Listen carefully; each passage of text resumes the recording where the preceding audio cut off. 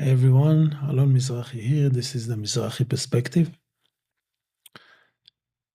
We are sharing a very difficult day today.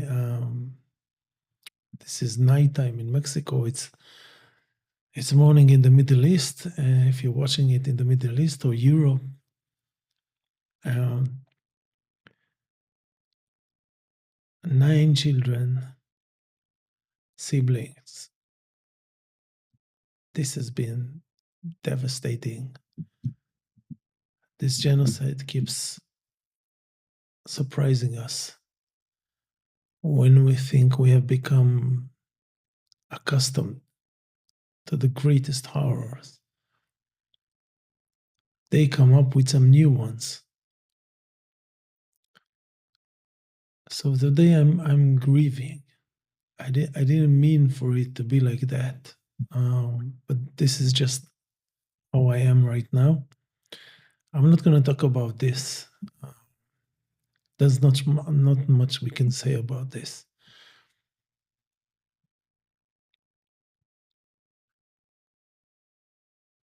We can just share the pain together.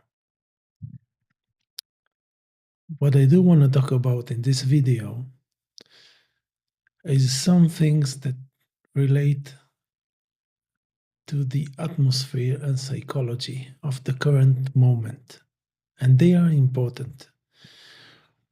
I want to talk about where Israel is at the moment, but also where we are as a collective.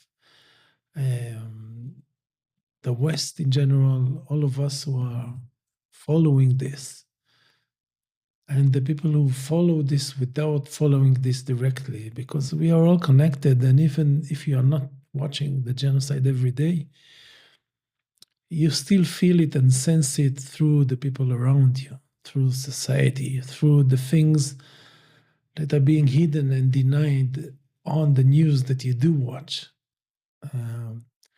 There are no secrets. There are no secrets. I don't believe in secrets.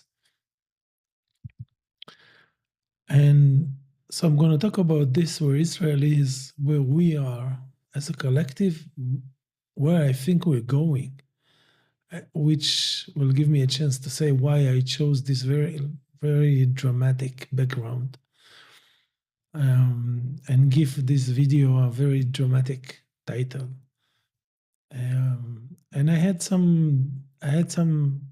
a minor dilemma about this, because I don't want to create unnecessary drama. I want to try to encourage people as much as I can. And on the other hand, I have to, for me, for how I do things, I have to be open and honest about where we are. And I think that this background is a good representation of what we have in our subconscious at the moment, the kind of shadow, the kind of unspoken fear that we feel. And it's not a coincidence I chose this image. I'm going to talk about this in a second. But the last subject that I'm going to talk about in this video is the issue that so many people are grappling with, and that's who controls who. Who controls who? Because it seems that Israel is completely running the entire West, basically, and no one dares say anything that Israel might not like. No one has taken any concrete step in over a year and a half to stop what Israel is doing, which is unusual, which is more than unusual. So how does this relationship work? Is Israel really the secret boss of every European capital and the US and Canada and Australia and New Zealand and all of them? How can it be? It sometimes looks like it, but is it really the case? I'm going to talk about this also because it is all related. It all goes back to the psychology of the moment because listen, so much of what's going on is the result of imaginations gone wild.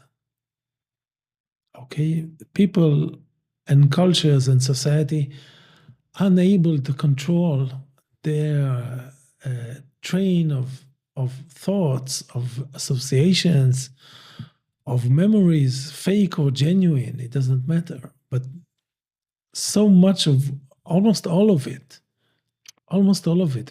uh, the fears that people express and drive them to take the drastic measures everybody seems to be taking at the moment.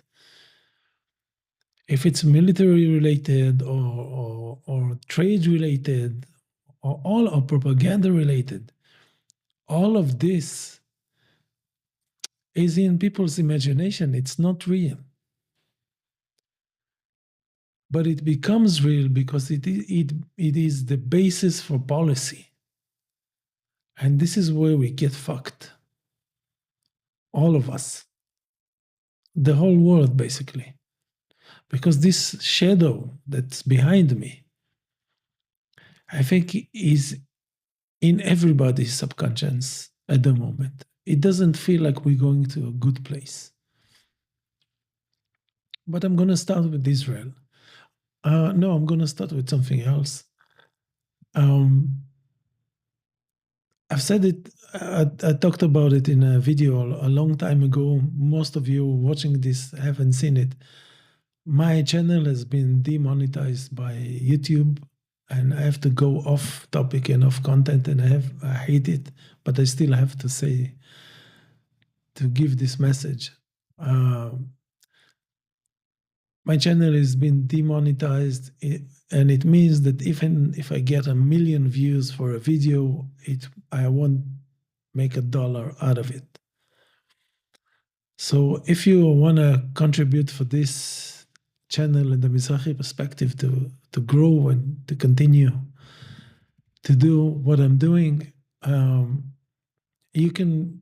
I'm leaving a link on the description on YouTube if you're watching it on YouTube. If you're watching this on Substack, you know the drill. You can become members or whatever you want to do on the Buy Me Coffee app, which is a stupid name.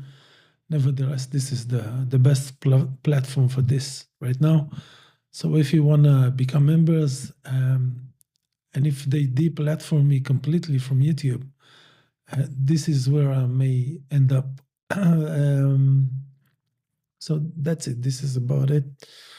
About that, they are not making it easy to create content that challenges establishments and narratives. I mean, those of us who speak for humanity at the moment are fighting not only establishments and cultural norms, we are fighting algorithms. We are fighting AI censorship that scans every video and looking for clues that we may destabilize the population, and we must be removed from the platforms, not to stir the coffee or tea or whatever it is. So where is Israel? Where is Israel? Where is Israel right now?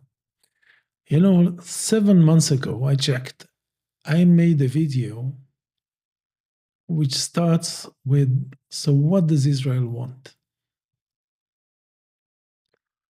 I think it's titled What Israel is Really After. If you want, you can check it out. In this video, I said, in essence, that what Israel is after is not territory, is not more people to occupy. I mean, it is part of it, but it's not the deep, real motive of what Israel is doing and of colonialism in general. What I said then, and I very much still believe today, is Israel is looking to dominate. The idea is domination. Domination is the perverted joy people get from having a slave, from having someone over whom they have absolute power or almost absolute power. And that slave, that person who is subjugated to their domination, is never their equal. And some people get a kick out of this. Not in a sexual way, which I don't mind. It doesn't bother me at all. And if people enjoy it, I'm all for it.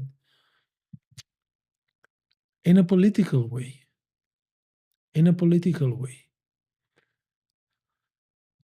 And in that video, I said this is what Israel is really after. This sick, perverted satisfaction of domination. And this is very much where we are today, with a different, because we have moved in time and things happened. The kind of domination Israel is looking for today is different from what it looked for a year ago, 2 years ago, or 5 years ago. It's not completely different, but the shade is a bit different. The quality is a bit different, because what I'm about to say was always there, undoubtedly. But now it has come pronounced. What I mean is,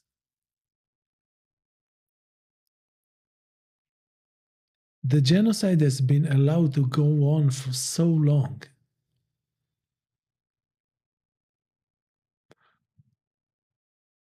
The need for domination has moved, okay? Because it moves. If you have just one slave all the time, you can't get a thrill out of it, okay? You need to have new slaves, new ways to humiliate them, new ways to make their inferiority in this sick relationship felt and declared and present in the world.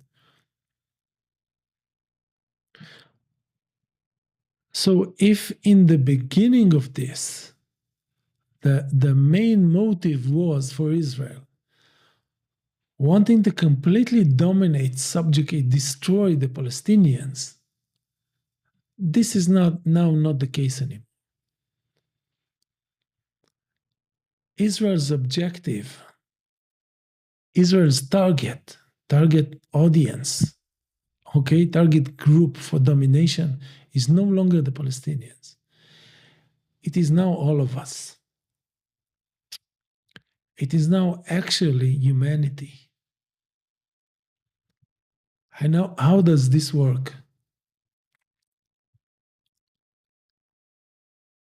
There are many things you can colonize and dominate and subjugate in people. But perhaps the most satisfying way for a psychopath, okay? Perhaps the most satisfying way to dominate someone is to dominate their mentality. Okay? When someone is afraid to think what you forbid them to think, this gives a domination obsessed psychopath a huge satisfaction.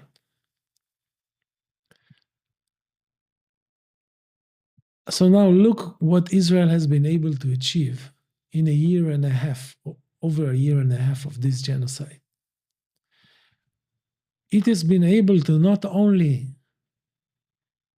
exterminate all the Palestinians it exterminated, it has succeeded in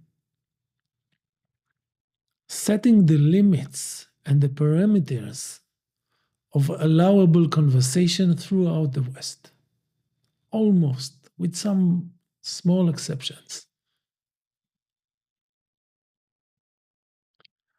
So Israel was able to not only dominate the Palestinians, it has been able to dominate Western society because it has been able to control the conversation, what can be said and what can't be said, what people are not even supposed to think. Okay? Israel has been able to achieve that. And not only that, there's another half to this, which is even more sinister.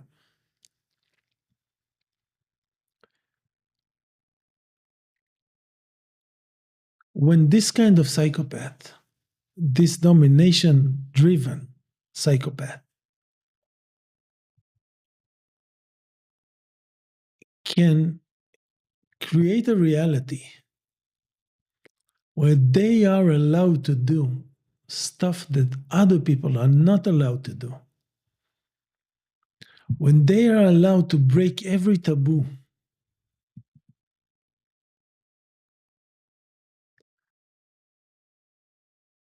that applies very harshly to everyone else, this is another source of sick satisfaction.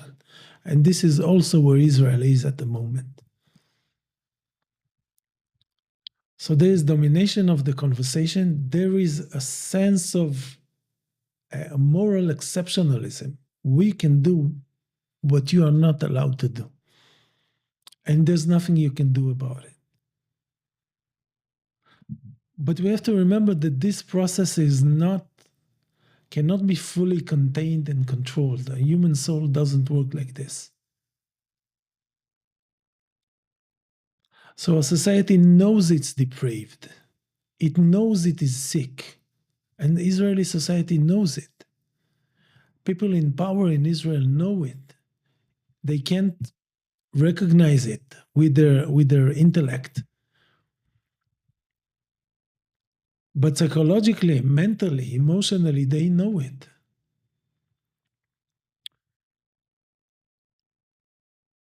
And part of the drive to continue doing this, and to do this more and more, and always push boundaries, as I said in previous videos, Israel is going to force everyone on this planet to make a choice between Zionism and sanity, between Israel and life.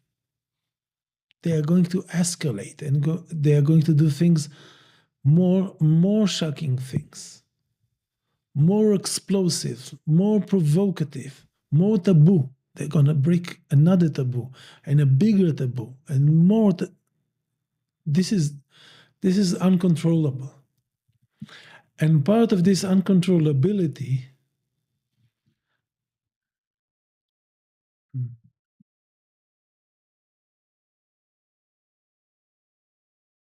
because this society feels it is sick, and this is not a normal and healthy way to be.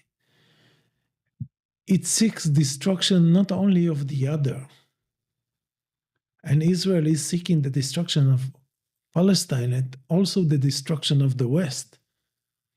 Because when you want to dominate, you are trying to destroy. There's no peaceful domination. It's never benevolent. Subjugating someone is a sublimated way or a little more gentle way of murdering them.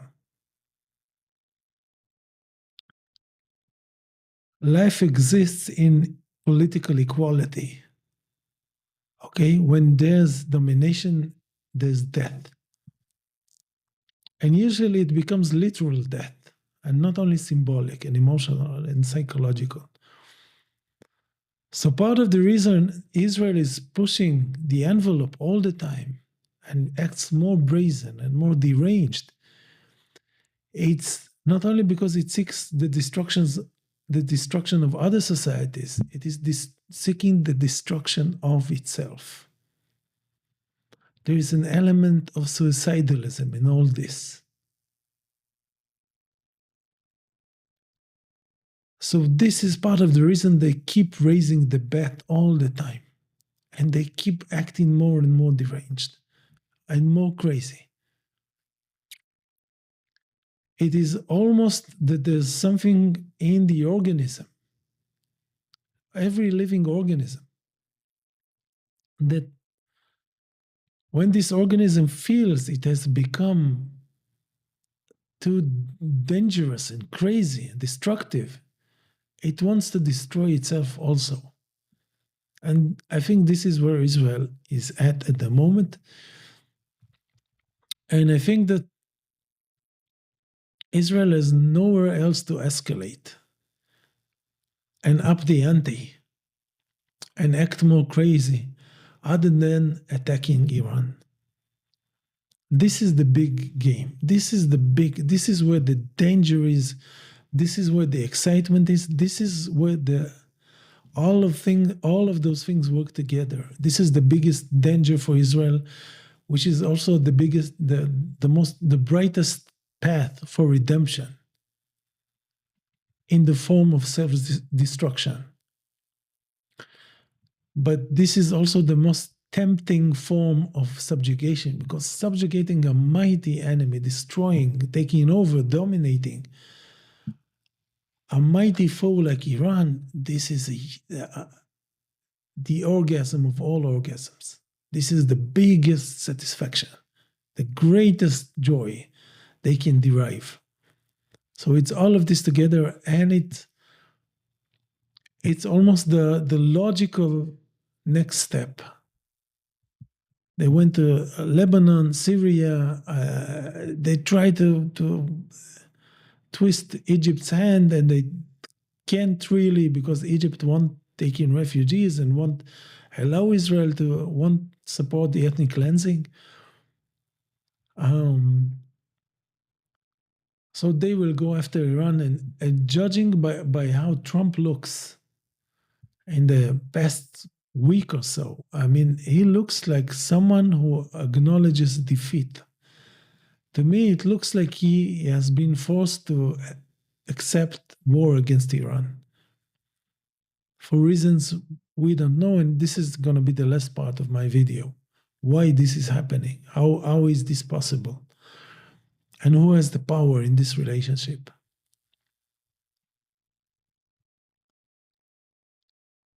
So this is about Israel. In short, this is where Israel is. Israel is in peak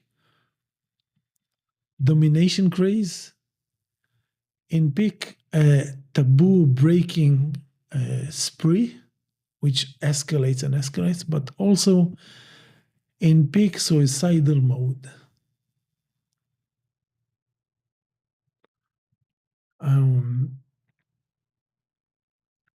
And if I move from Israel to the wider society, to the West, what's happening to the West in all this? What Israel is doing is only part of it, but it is a big part of it. Because what the West is doing as regards Russia is another big part of it. And it is also crazy and something that can't be explained.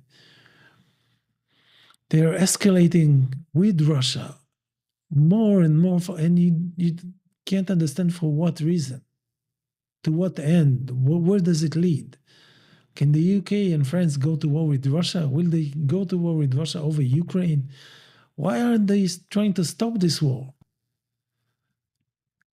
No one can explain this, and this is part of the shadow that we are feeling, the big scary shadow.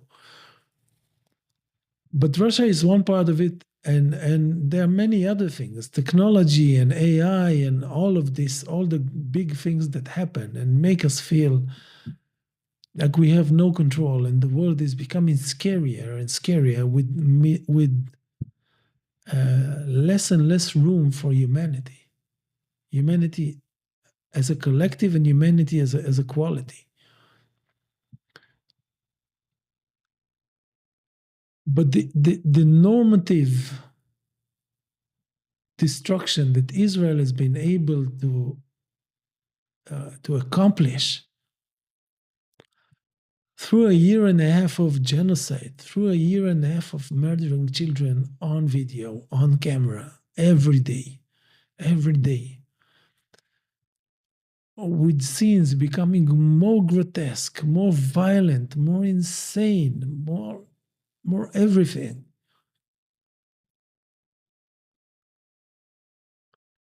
I mean, and there's no pushback. No one is stopping them. When they bombed the first hospital, there was an outcry, and then they denied it. And then they bombed another hospital, and there was no outcry. So they completely destroyed a hospital, and there was no pushback. And they started killing families, and there was no pushback. So they shot 300 bullets.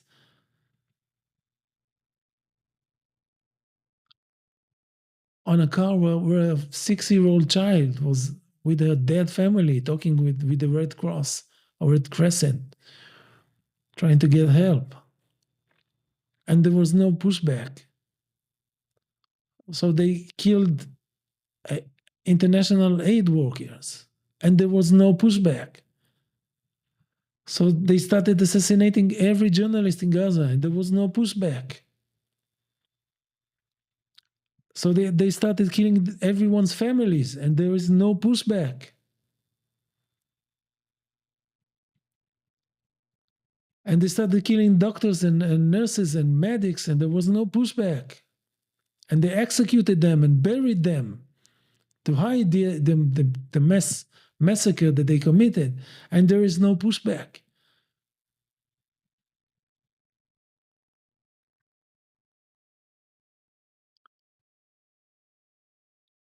The implications of something like this allowed to happen, when it is allowed to happen, it is psychological and moral destruction of all of humanity, not just Israel or the Palestinians or the Middle East or Europe or the West. And the best analogy I can give is, we have normal people. I'm talking about normal people, not psychopaths. We have a moral immune system. Okay? When we see something that is deeply immoral, deeply wrong, when we see someone being attacked when they did nothing, just an innocent victim, it's like our immune system has been attacked. There's a response. We do something in reality. We call the police, we intervene, we try to talk them out of it. We do something in reality because our moral immune system reacts to reality. Now, the bigger the offense, the more immoral, the more unjust, the more cruel, the stronger the reaction that we get in our moral immune system.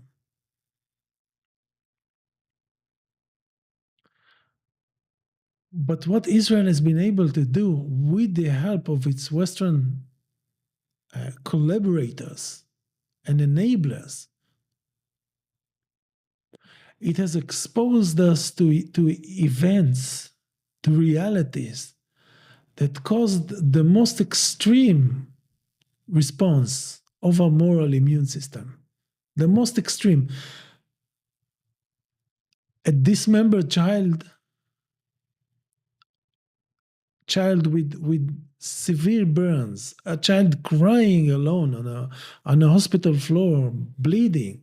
This is the upper edge of what we can tolerate. We can't tolerate more than this. We can't. This is the utmost stimuli that we can get in this moral immune system that every normal person has. It is biological. it is biological. We see a wounded animal and we feel pain if we're normal. Okay, you see a limping dog with one leg that doesn't work. You feel a pang of pain in your heart because you're normal. And this animal is suffering, or maybe in pain, or maybe having to deal with this. This is the normal behavior. But what they have been doing to us, this is the form of sick domination, sick joy that they get, is that they have been able to expose us to the most extreme, cruelest attacks on our moral immune system, but they have been able to block our immune system and to block our reaction and our doing something in reality. And this is an indescribable damage to the core element of a person's, a human's psychology. And this is the devastation we are all experiencing. Because your body wants to react when you see a wounded child, when you see a suffering child, when you see a hungry old man or woman who can hardly walk and have to escape for miles. When you see people who don't have anything to drink and they are thirsty. Your body reacts, wants to do something because you are normal. But they have created a political reality where you are forbidden from intervening and reacting. This is how they break us psychologically. And not only have they managed to create this twisted, upside down, sick, deformed, I can't find the words to describe this. It's an abomination. It's the opposite of everything that's normal and good. Not only have they been able to create this reality, now you understand this shadow. I'm going to say something more about this. They also made Western governments their partners in oppressing and destroying those who want to react because they are normal. So now, not only are you blocked from doing what your conscience, what your normalcy, what your moral immune system guides you to do, you are being punished for it. We are being punished for it. The police and the algorithms and the laws and the norms and the media, they hunt us down.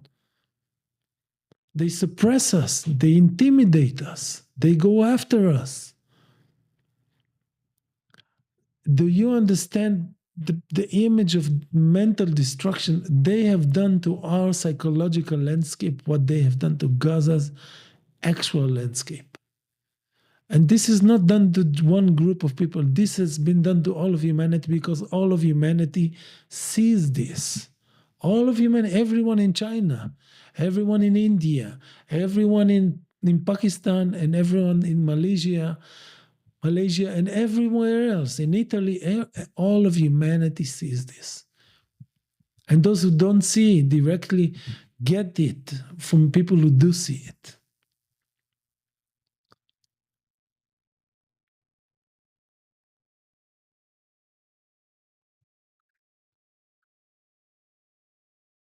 This is how Israel is destroying humanity, all of humanity, all of humanity. This is why we feel rage. This is our sanity speaking. We don't want to be subjected to this kind of torture and punishment and moral, psychological destruction. We want to stay normal. We want to retain this human tendency or human behavior to react and do something when we are faced with injustice.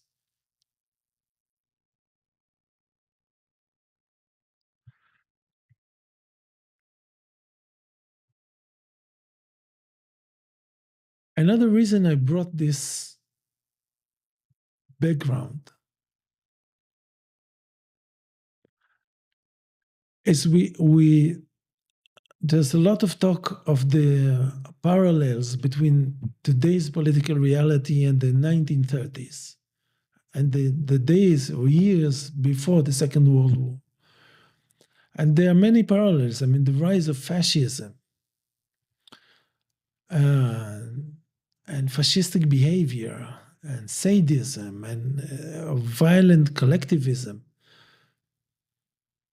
And there's also the trade war and protectionism that all kinds of many countries embraced in those years.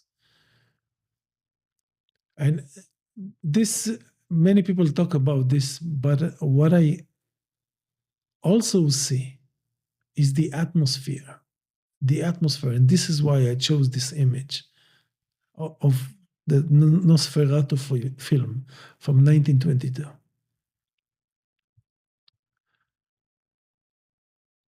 The whole expressionist German movement, and I guess many of you know what I'm talking about. And if you don't, Google this. It's very interesting.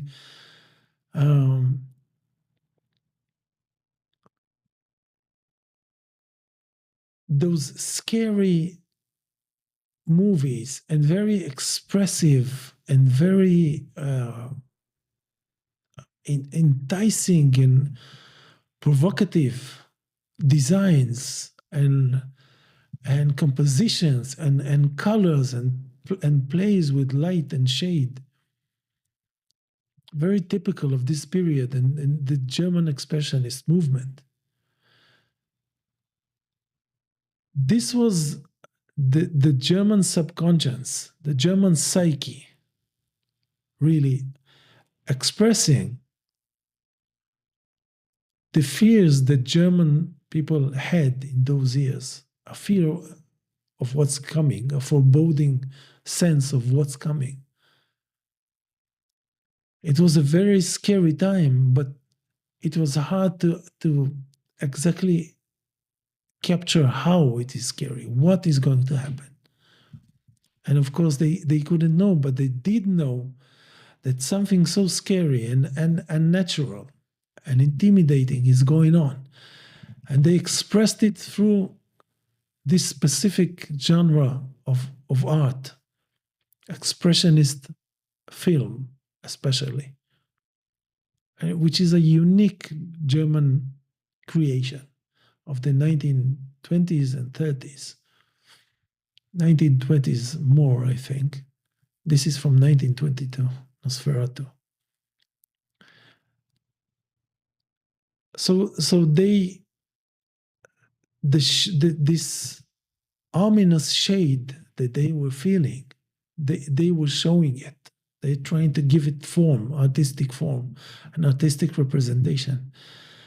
And I think that we have today's parallel of this too. But what we have today is AI. Today's AI, so-called art, is the German expressionism in today's technological terms. Because for me, at least, when I see films or scenes done using AI, what I feel is tremendous fear. This scares the hell out of me. There's something so just intimidating, uncanny, to use a Freudian term. Something very strange, something that crawls under your skin. It doesn't feel right. I don't like it. And I'm gonna make a whole video about AI and its political meanings.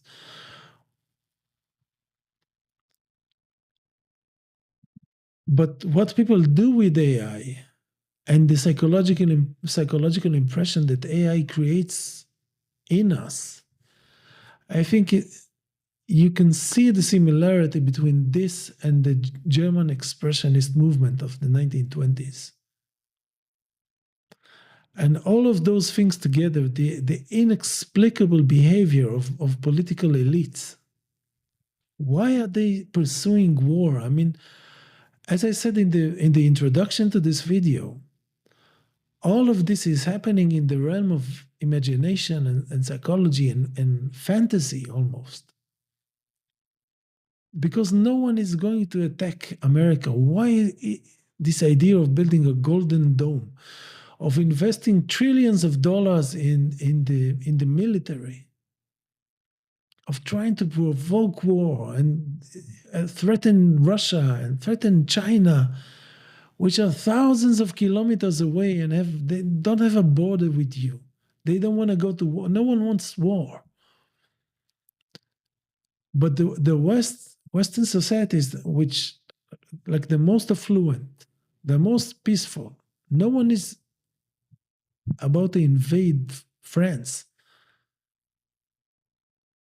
But now they are arming, they are militarizing, they're embracing this chauvinistic, machoistic point of view and way of talking and seeing the world. And it doesn't make any sense. And this also deepens this fear that we feel that something very wrong is happening beyond our control. And we don't know where it leads, but we feel this is not leading somewhere good. And all of this is happening. I mean, Israel and its its biblical derangement. I mean, it's totally 100% imagination and fantasy. It has nothing to do with reality. And Trump and his manifest destiny, this phrase that they're now using again, what are you talking about? And Europe, with its new craze of stopping Russia, and Russia is going to invade us, and we're going to create a bigger army, a European military.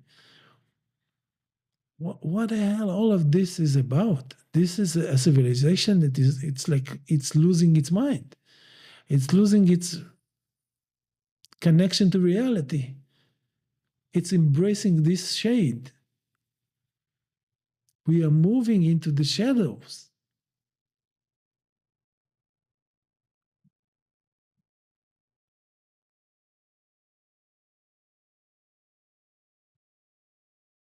We can almost feel it that we are moving into darkness. This is darkness.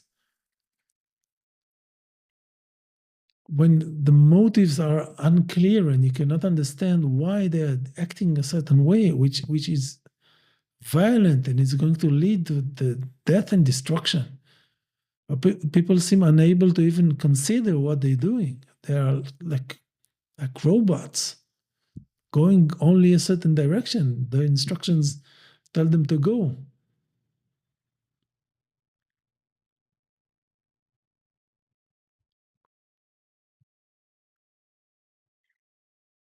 The last thing I want to talk about is to do the opposite of what I've done so far. Because we need to break this spell. All of this is not real. All of this is not real. The Bible fantasies, the manifest destiny fantasies, all of this nonsense, all of this insanity. It is asylum talk. It's not normal. It's not sane. And I'm saying this specifically because the political landscape that we have now is so unnatural, and it seems that Israel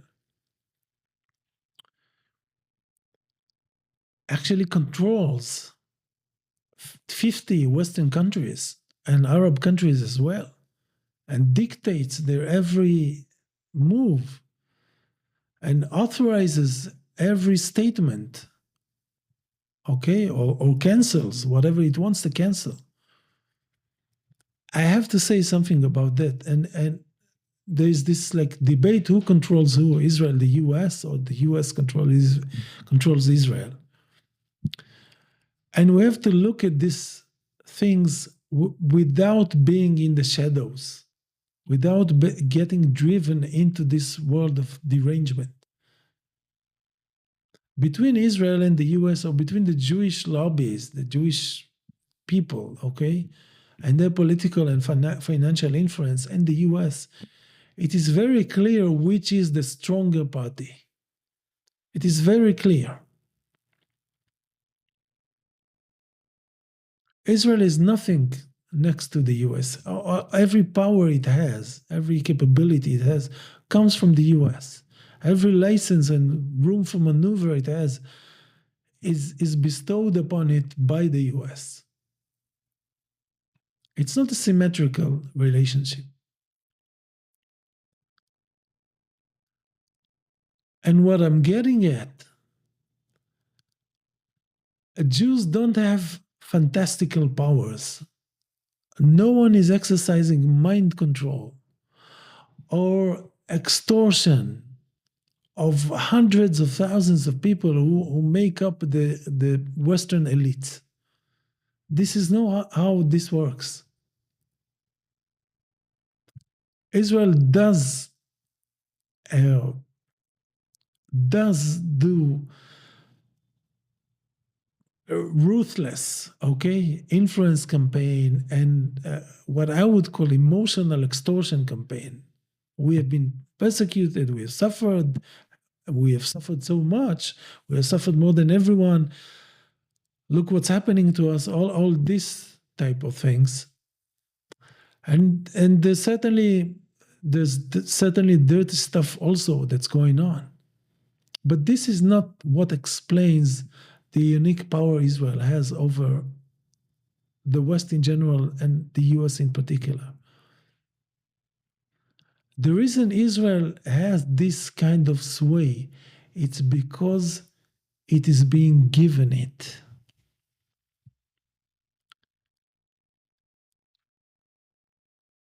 The Jewish lobby cannot extort an American president or the British monarchs.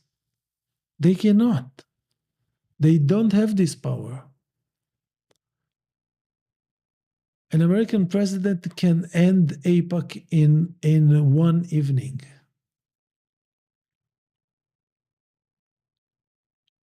Maybe I said it on video in my last video or on another platform, it doesn't matter. If Trump arrests an Israeli spy ring in Washington, the influence of AIPAC ends that very night. And he has the power to do it. This fake theater play that we're being fed, where Israel supposedly controls the entire thing, to the extent that it does, it only does because it's being allowed to do it or encouraged.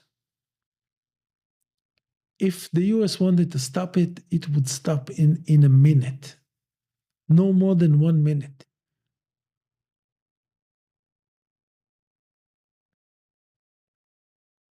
And I can give you very clear proof of why I say it. In 1979, the US forced Israel to return Sinai to Egypt and sign a peace treaty which includes a recognition of a Palestinian autonomy, which Israel so didn't want to do. Still, and they used every trick in the book, anti-Semitism, persecution, yada, yada, yada, all of this. They are doing nothing new now. They have always been doing exactly the same thing. Exactly the same. But President Carter wouldn't budge. He said, no, this is the agreement you have to sign. You have to return Sinai to the Egyptians. So they returned Sinai to the Egyptians. And for many years, the US wouldn't recognize Israeli sovereignty over the Golan Heights, but eventually it caved and did acknowledge it.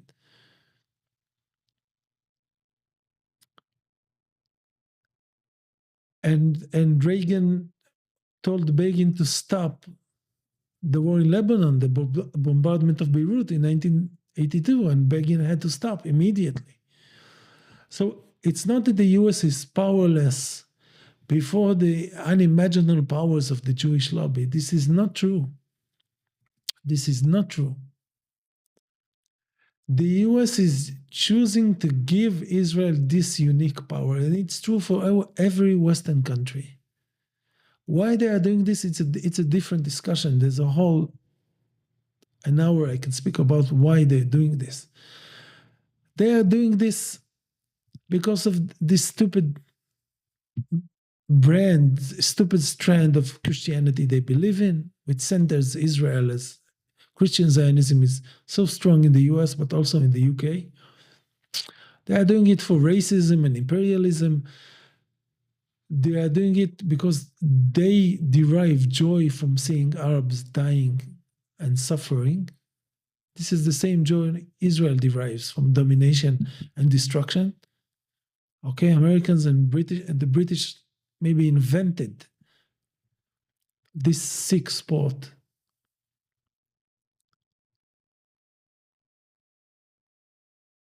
But mostly they are cowards. They are cowards. They cannot break with any. When was the last time you saw anyone at least a decade break with their group in Western politics? No one dares move an inch to the left, to the right. No one breaks with the group. Western society has become so conformist and obliging and lacking. It is not in the individualistic society. It's the opposite. There's no individualism in the West. There's only conformity. There's only obedience. There's only group rule. There's no individuality or individualism.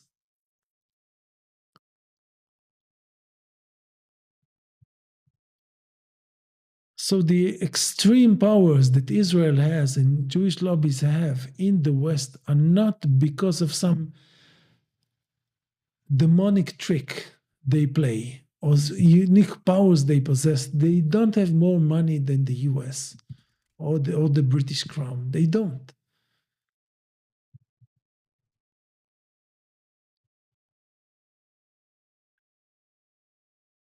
The West has made a choice to support Zionism over 100 years ago.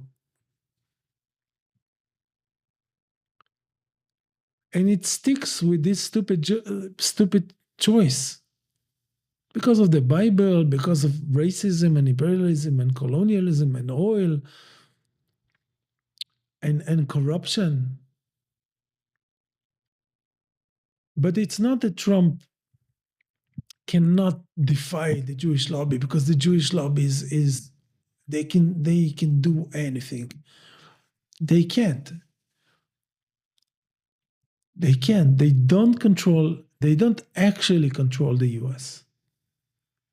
They have power when they are given it, and when the U.S. decides that they can't have this power anymore, when the U.S. decides that Israel can no longer continue on this amok, on this craziness, it will end that very minute. So my answer to this riddle, okay, that drives people crazy and they don't know who controls who, is really a combination of both schools. Those who say Israel and Jewish lobbies control the US, and those who say, no, it's the US fully controlling and owning Israel, and Israel is doing what the US is telling it to do. Israel does do what the US wants it to do,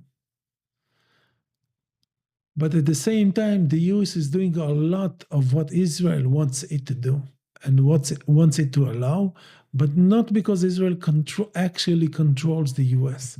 It is because the US, for laziness, for stupidity, for corruption, for fantasies, for biblical fantasies and Christianity, allowed Israel to assume this much power.